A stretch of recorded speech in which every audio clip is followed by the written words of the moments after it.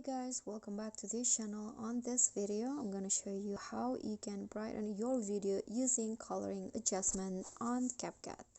So first, add your clips and go to filter, click on the retro tab and select the warlock.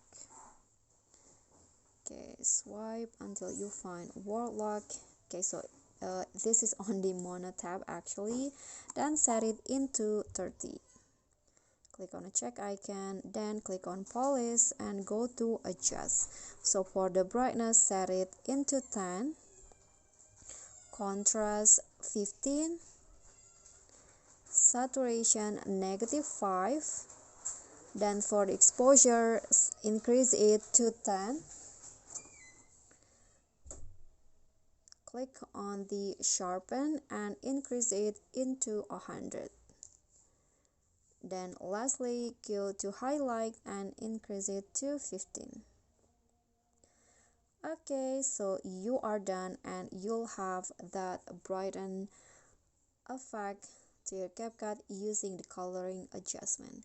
Okay, so that's all for me. Thank you for watching. Don't forget to click thanks, like this video, comment and subscribe if you haven't done that. Bye.